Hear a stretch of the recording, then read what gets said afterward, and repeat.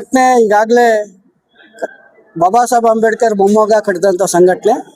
ಕಳೆದ 15 ವರ್ಷಗಳಿಂದ ಇದರ ನೇತೃತ್ವವನ್ನು ಹಿರಿಯಾದಂತಹ ಮಾನ್ಯ ಜಿಗ್ನಿ ಶಂಕರ್ ಅವರ ಒಂದು ನೇತೃತ್ವದಲ್ಲಿ ಇಡೀ ಸಂಘಟನೆ ಎಲ್ಲ ರಾಜ್ಯದಲ್ಲಿ ನಾವು ಏನು ಈ ಶೋಷಿತ ಸಮುದಾಯ ಪರವಾಗಿ ನಿರಂತರವಾಗಿ ಹೋರಾಟದ ಮೂಲಕವಾಗಿ ಅವ್ರನ್ನ ಜಾಗೃತಿ ಮೂಡಿಸುವ ಮೂಲಕವಾಗಿ ಅವ್ರಿಗೆ ಸಮುದಾಯದ ಅನೇಕ ಬಾಬಾ ಸಾಹೇಬ್ ಅಂಬೇಡ್ಕರ್ ವಿಚಾರಗಳನ್ನು ತಿಳಿಸೋದ್ರ ಮಟ್ಟದಲ್ಲಿ ನಾವು ಸರ್ಕಾರಾತ್ಮಕವಾಗಿ ಏನು ಈಗ ಇರ್ತಕ್ಕಂತಹ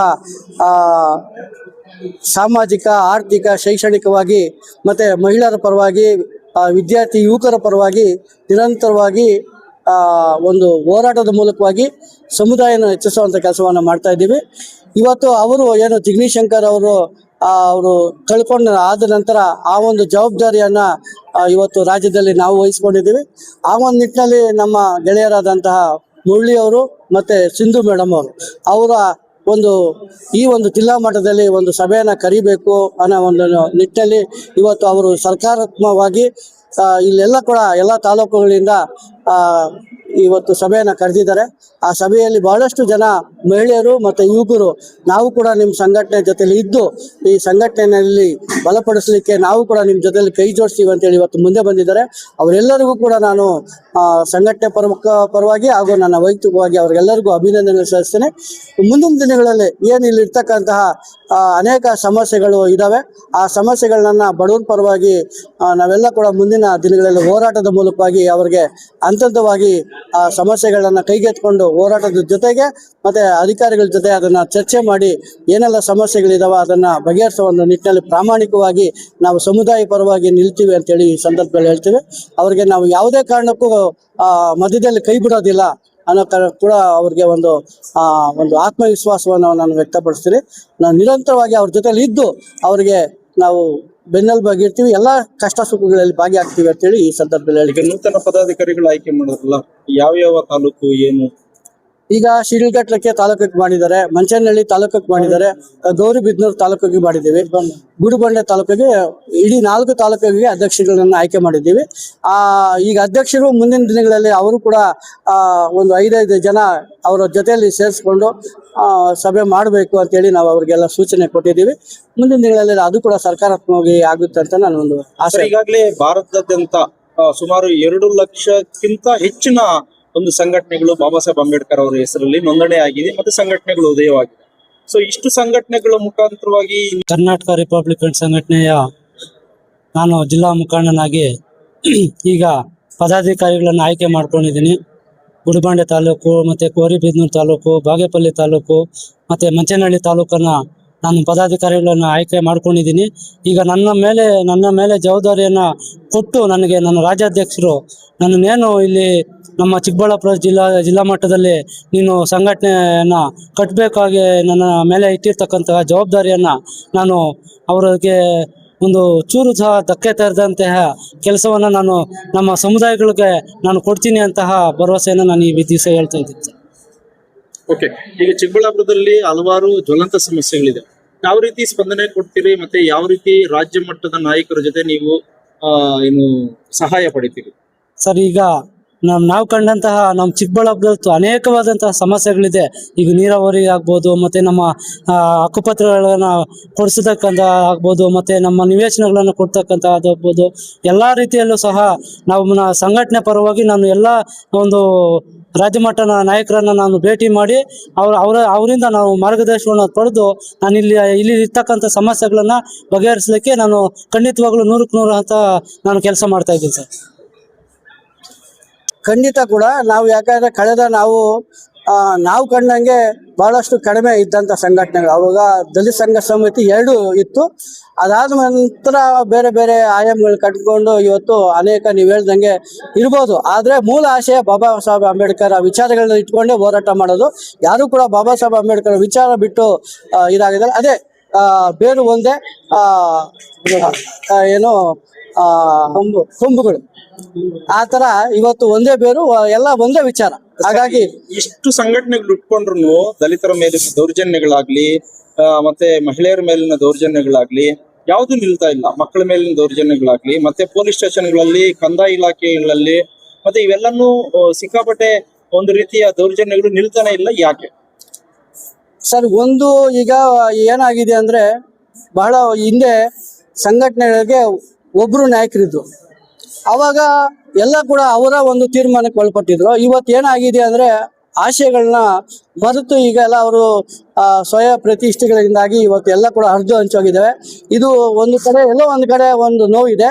ಬಟ್ ಒಂದಲ್ಲ ಒಂದು ದಿವಸ ಇವರೆಲ್ಲ ಕೂಡ ಒಂದೇ ವೇದಿಕೆಗೆ ಬರ್ತಾರೆ. ಇವತ್ತು ಅನೇಕ ಸಂಘಟನೆಗಳು ಕೂಡ ಯಾಕಂದರೆ ಈಗ ಬಹಳಷ್ಟು ಸಂಘಟನೆಗಳು ಈಗಾಗಲೇ ಒಂದೇ ವೇದಿಕೆಯಲ್ಲಿ ಸೇರುವಂತಹ ಒಂದು ವಾತಾವರಣ ನಿರ್ಮಾಣ ಆಗಿದೆ. ಮುಂದಿನ ದಿನಗಳಲ್ಲಿ ಆದಷ್ಟು ಬೇಗ, ಯಾಕಂದ್ರೆ ಒಗ್ಗಟ್ಟು ಇದ್ರೇನೆ ಏನಾನ ಒಂದು ಮಾಡ್ಲಿಕ್ಕೆ ಆಗೋದು. ಒಗ್ಗಟ್ಟಿಲ್ಲ ಅಂದ್ರೆ ಯಾಕಂದ್ರೆ ಈಗ ಎಲ್ಲ ಪ್ರತಿಯೊಬ್ಬರು ಯಾರೇ ಹೋದ್ರು ಕೂಡ ನಿಮ್ಮಲ್ಲಿ ಒಗ್ಗಟ್ಟಿಲ್ಲ ಅಂತ ಎತ್ತಿ ತೋರಿಸ್ತಾ ಇದ್ದಾರೆ. ಇವತ್ತು ಎಲ್ಲ ಕೂಡ ಹಿರಿಯರು ಕೂಡ ಅದಕ್ಕೂ ಅವರು ಎಲ್ಲ ಕೂಡ ಮನಗಂಡಿದ್ದಾರೆ. ಇವತ್ತು ಎಲ್ಲ ಕೂಡ ಅದನ್ನೆಲ್ಲ ಮರೆತು, ಸ್ವಯಂ ಪ್ರತಿಷ್ಠೆನ ಮರೆತು ಎಲ್ಲ ಕೂಡ ಒಂದೇ ವೇದಿಕೆಯಲ್ಲಿ ಹೋರಾಟ ಮಾಡುವಂತಹ ದಿನಗಳು ಹತ್ರ ಇದ್ದಾವೆ. ಹಾಗಾಗಿ ಮುಂದಿನ ದಿನಗಳಲ್ಲಿ ಎಲ್ಲ ಸಂಘಟನೆಗಳು ಒಂದೇ ತಕ್ಕಿಗೆ ಬರೋ ನಿಟ್ಟಿನಲ್ಲಿ ಎಲ್ಲರೂ ಕೂಡ ಆಲೋಚನೆ ಮಾಡ್ತಾ ಇದ್ದಾರೆ ಅಂತ ನನ್ನ ಒಂದು ಭಾವನೆ. ಯಾಕಂದರೆ ಈಗಾಗ ಸಾಕಷ್ಟು ಕೂಡ ನೀವು ಹೇಳ್ದಂಗೆ ರಾಜ್ಯದಲ್ಲಿ ನಿರಂತರವಾಗಿ ಅನೇಕ ಸಮಸ್ಯೆಗಳಿದ್ದಾವೆ. ಇವತ್ತು ಅಧಿಕಾರಿಗಳು ಕೂಡ ಅಧಿಕಾರಿಗಳಿಗೂ ಮತ್ತು ರಾಜಕಾರಣಿಗಳಿಗೂ ಕೂಡ ಎಲ್ಲ ಕೂಡ ಒಂದು ಅಂತರವನ್ನು ಇದೆ. ಆ ಅಂತರ ಸರಿಪಡಿ ಮಾಡಬೇಕಾದ್ರೆ ನಾವು ಮೂಲತವಾಗಿ ಸಂಘಟನೆಗಳು ಒಂದಾಗಬೇಕು. ಆ ಒಂದಾದ ಇದರಲ್ಲಿ ದಶೆಯಲ್ಲಿ ಹೋದರೆ ಮುಂದಿನ ದಿನಗಳಲ್ಲಿ ಕೂಡ ನಮಗೆಲ್ಲ ಕೂಡ ಎಲ್ಲ ಸಮಸ್ಯೆಗಳು ಪರಿಹಾರ ಕಂಡುಕೊಬಹುದು ಅಂತ ನನ್ನ ಒಂದು ಭಾವನೆ. ಸರ್, ಅಂಬೇಡ್ಕರ್ ಹೆಸರಿನ ಸಂಘಟನೆಗಳಿಗೆ ನೀವು ಒಬ್ಬ ರಾಜ್ಯಾಧ್ಯಕ್ಷರಾಗಿ ಏನ್ ಸಲಹೆ ಕೊಟ್ಟು? ಇವತ್ತು ಯಾಕಂದ್ರೆ ಬಾಬಾ ಸಾಹೇಬ್ ಅಂಬೇಡ್ಕರ್ ಈ ದೇಶದಲ್ಲಿ ಹುಟ್ಟಿ ಸಂವಿಧಾನ ಮೂಲಕವಾಗಿ ನಮ್ಮೆಲ್ಲರಿಗೂ ಕೂಡ ಆ ಒಂದು ಹೋರಾಟದ ಹಕ್ಕನ್ನು ಕೊಟ್ಟಿದ್ದಾರೆ. ಮತ್ತು ಪ್ರತಿಯೊಂದು ಹಂತದಲ್ಲಿ ಕೂಡ ನಮಗೆ ರಾಜಕೀಯವಾಗಿ, ಶೈಕ್ಷಣಿಕವಾಗಿ, ಆರ್ಥಿಕವಾಗಿ ಎಲ್ಲ ರಂಗದಲ್ಲೂ ಕೂಡ ನಮ್ಗೆ ಅವಕಾಶವನ್ನು ಕಲ್ಪಿಸ್ಕೊಂಡಿದ್ದಾರೆ. ಇವತ್ತು ಆ ಒಂದು ಎಷ್ಟೋ ಜನಕ್ಕೆ ಹಳ್ಳಿಗಳಲ್ಲಿ ಇವತ್ತು ಕೂಡ ಎಲ್ಲ ವ್ಯವಸ್ಥೆಗಳು ಸರಿಯಾಗಿ ತಲುಪ್ತಾ ಇಲ್ಲ.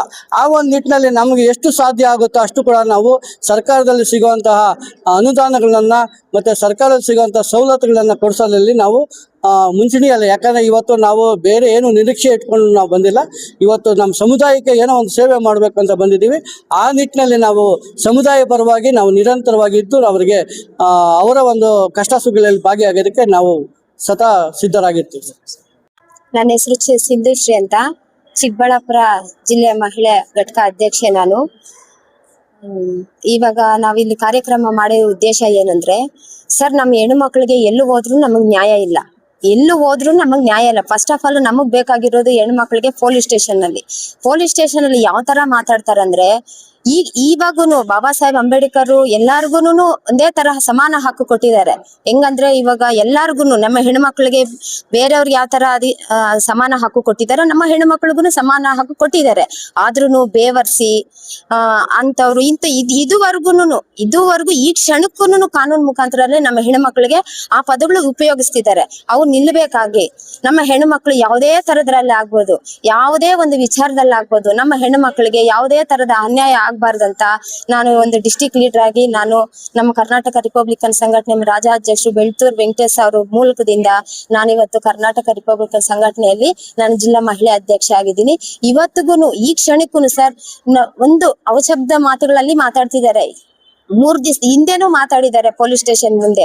ನಮ್ಮ ಹೆಣ್ಣು ಮಕ್ಕಳಿಗೆ ಬೆಲೆನೇ ಇಲ್ಲ ಸರ್ ಸ್ಟೇಷನ್ ಅಲ್ಲಿ. ನಮ್ಮ ಹೆಣ್ಣು ಮಕ್ಕಳಿಗೆ ಯಾವುದೇ ತರದನ್ನು ಫೆಸಿಲಿಟಿ ನಮ್ಗಿಲ್ಲ. ನಿನ್ನೆ ಹೋಗಿದ್ದೆ SB ಸಾಹೇಬ್ರ ಹತ್ರ ಅಲ್ಲಿ ಹೋಗಿದ್ದೀವಿ. ಅಲ್ಲಿಂದ ಸ್ಟೇಷನ್ ಮುಖಾಂತರ ಮಾತಾಡಿಸ್ತಾರೆ. ಅಲ್ಲಿಗೆ ಹೋದ್ರು ಅವ್ರೇನೋ ಒಂದ್ ಹೇಳೋದು, ಇವ್ರೇನೋ ಒಂದ್ ಹೇಳೋದು, ಇದೇ ನಡೀತಾ ಇದೆ ಸರ್. ಅವ್ರಿಗೆ ನಾನು ನ್ಯಾಯ ಕೊಡ್ಬೇಕು. ಹೆಣ್ಣು ಮಕ್ಕಳ ಪರವಾಗಿ ನಾನು ಏನೇ ಕಷ್ಟ ಆಗ್ಲೇ ಇಲ್ಲ, ಅವರಿಂದ ಪೊಲೀಸ್ ಸ್ಟೇಷನ್ ಅವರಿಂದ ನನ್ಗೆ ಇಲ್ಲ ಸಹಾಯ ಆಗ್ಬೇಕು. ಇಲ್ಲ ಅಂದ್ರೆ ಅವರಿಂದ ಏನೇ ತೊಂದರೆ ಆಗ್ಲೂ ನಾನು ಅದನ್ನ ಧೈರ್ಯವಾಗಿ ನಿಂತ್ಕೊಂಡು ಫೇಸ್ ಮಾಡ್ತೀನಿ ಅಂತ ನಾನು ಈ ಧೈರ್ಯವಾಗಿ ನಿಂತಿದ್ದೀನಿ ಸರ್. ನಾನು ಚಿಕ್ಕಬಳ್ಳಾಪುರ ನಮ್ಮ ಡಿಸ್ಟಿಕ್ ಲೀಡರ್ ಅಲ್ಲಿ, ನಮ್ಮ ಡಿಸ್ಟಿಕ್ ತಾಲೂಕಲ್ಲಿ, ನಮ್ಮ ಡಿಸ್ಟಿಕ್ ಇದ್ರಲ್ಲಿ ನಾನು ನಿಂತಿದ್ದೀನಿ. ನನ್ನ ಹೆಣ್ಣು ಮಕ್ಕಳ ಪರವಾಗಿ ನಾನು ನಿಂತಿದ್ದೀನಿ ಸರ್. ಮೇಡಮ್, ಈ ತರದ ಏನು ಮಹಿಳೆಯರ ಮೇಲೆ ದೌರ್ಜನ್ಯಗಳು ಈ ತರ ಆಗ್ತಿದೆ, ಪೊಲೀಸ್ ಸ್ಟೇಷನ್ಗಳಲ್ಲಿ ನಮ್ಗೆ ಯಾವ್ದೇ ರೀತಿ ದೌರ್ಜನ್ಯಗಳಿಗೆ ಸ್ಪಂದಿಸ್ತಾ ಇಲ್ಲ, ಇನ್ನು ಅವರಿಂದಾನೇ ದೌರ್ಜನ್ಯ ಎಸಗ್ತಾ ಇದ್ದಾರೆ ಅಂತ ಹೇಳ್ತಿದಿರಲ್ವಾ? ನಿಮ್ಮ ಸಂಘಟನೆಯಿಂದ ನಿಮ್ಗೆ ಯಾವ ರೀತಿ ಸಪೋರ್ಟ್ ಸಿಗ್ತಾ ಇದೆ, ಯಾವ ರೀತಿ ಸಪೋರ್ಟ್ ಬೇಕು ಅಂತಿದೀವಿ? ಸರ್ ಈಗ ಏನಂದ್ರೆ ನಾವು ಈಗ ನೂತನವಾಗಿ ಸೇರ್ಪಡೆ ಮಾಡ್ಕೊಂತ ಇರೋದು ಸದ್ಯಕ್ಕೆ ನಮಗೆ ಇವಾಗ ಯಾವುದೇ ತರದ್ದು ನ್ಯಾಯ ನಮಗೆ ಸಿಗ್ತಾ ಇಲ್ಲ. ನಮ್ಗೆ ಸಿಗಬೇಕು ಅಂತ ನಾನು ಹೋರಾಡ್ತೀನಿ. ಈಗ ನಿಮ್ಗೆ ಮುಖ್ಯವಾಗಿ ಏನ್ ಪೊಲೀಸ್ ಅವರಿಂದ ಏನ್ ದೌರ್ಜನ್ಯ ಆಗಿದೆ? ಪೊಲೀಸ್ ಅವರಿಂದ ಅಂದ್ರೆ ನಾವು ಸ್ಟೇಷನ್ ಒಳಗಡೆ ನಾವು ತಗೊಂಡು ಹೋಗೋದೇ ಒಂದು, ಅವ್ರು ಮಾಡೋದೇ ಒಂದು. ನಮ್ಮ ಪ್ರಕಾರ ನಮ್ಗೆ ಕಾನೂನು ಪ್ರಕಾರ ನಮ್ಗೆ ಹೆಣ್ಣು ಮಕ್ಕಳಿಗೆ ಫೆಸಿಲಿಟಿ ರಕ್ಷಣೆ ಕೊಡ್ತಾ ಇಲ್ಲ. ರಕ್ಷಣೆ ಫಸ್ಟ್ ಆಫ್ ಆಲ್ ನಮ್ಮ ಹೆಣ್ಣು ಮಕ್ಕಳಿಗೆ ರಕ್ಷಣೆ ಬೇಕು. ರಕ್ಷಣೆ ಇಲ್ಲ ಸರ್ ಇಲ್ಲಿ. ನಮ್ಗೆ ಪೊಲೀಸ್ ಅವರಿಂದಾನೇ ನಮಗ್ ದೌರ್ಜನ್ಯ, ಪೊಲೀಸ್ ಅವರಿಂದಾನೇ ನಮಗ್ ರಕ್ಷಣೆ ಇಲ್ಲ. ಇದು ಹೇಳಕ್ಕೆ ನಾನು ಇಷ್ಟಪಡ್ತೀನಿ ಸರ್. ನಮ್ಗೆ ರಕ್ಷಣೆ ಬೇಕು. ಯಾವುದೇ ಒಂದು ಮಗು ಆಗ್ಬೋದು, ಒಂದು ತಾಯಿ ಆಗ್ಬೋದು, ಒಂದು ಯಾವುದೇ ಒಂದು ಜಾತಿ ಹೆಣ್ಣು ಮಗು ಆದ್ರೂ ನಮ್ಗೆ ಕಾನೂನು ಪ್ರಕಾರವಾಗಿ ಪೊಲೀಸ್ ಸ್ಟೇಷನ್ ನನಗೆ ನಮ್ಮ ಹೆಣ್ಣು ಮಕ್ಕಳಿಗೆ ನಮ್ಮ SC ಸಮುದಾಯ ಮಕ್ಕಳಿಗೆ ನ್ಯಾಯ ಕೊಡ್ಬೇಕು ಸರ್. ಒಟ್ಟಾರೆ ನೀವು ಏನು ಅಧ್ಯಕ್ಷರಾಗಿದ್ದೀರಲ್ವಾ, ಹಾ ಸರ್. ನಿಮ್ಮ ಅಧ್ಯಕ್ಷರ ಸ್ಥಾನದಲ್ಲಿ ನಿಂತ್ಕೊಂಡು ಒಟ್ಟು ಸಮಾಜದ ಹೆಣ್ಣು ಮಕ್ಕಳಿಗೆ ಅಥವಾ ಮಹಿಳೆಯರಿಗೆ ಏನ್ ಹೇಳಕ್ ಇಷ್ಟಪಡ್ತೀರಿ? ಏನ್ ಹೇಳಕ್ ಇಷ್ಟಪಡ್ತೀವಿ ಅಂದ್ರೆ ನಮ್ಮ ಹೆಣ್ಣು ಮಕ್ಕಳು ಫಸ್ಟ್ ಎಲ್ಲಾರು ಒಗ್ಗಟ್ಟಾಗಿ ಯಾವುದೇ ಒಂದು ಹೆಣ್ಣು ಮಗುಗೆ ನ್ಯಾಯ ಸಿಕ್ಕಿಲ್ಲ ಅಂದ್ರೆ ನಾವು ಹೋರಾಟ ಮಾಡ್ತೀವಿ. ಹೋರಾಟ ಮಾಡಿ ನಾವು ಧ್ವನಿ ಎತ್ತುತ್ತೀವಿ. ನಮ್ಮ ದೌರ್ಜನ್ಯ ಕಮ್ಮಿ ಮಾಡ್ಲಿ, ನಮ್ ದೌರ್ಜನ್ಯ ನಿಲ್ಸ್ಬೇಕಂತ ನಮ್ಮ ಹೆಣ್ಣು ಮಕ್ಕಳ ಪರವಾಗಿ ನಾನು ಹೋರಾಟ ಮಾಡ್ತೀನಿ ಸರ್. ನನಗೆ ನ್ಯಾಯ ಕಂಪಲ್ಸರಿ. ನನಗೆ ಕಾನೂನಿಂದ, ನಮ್ಗೆ ಪೊಲೀಸ್ ಸ್ಟೇಷನ್ ಇಂದ ನಮ್ಮ ಹೆಣ್ಣು ಮಕ್ಕಳಿಗೆ ಫಸ್ಟ್ ಆಫ್ ಆಲ್ ನಮಗೆ ರಕ್ಷಣೆ ಬೇಕು.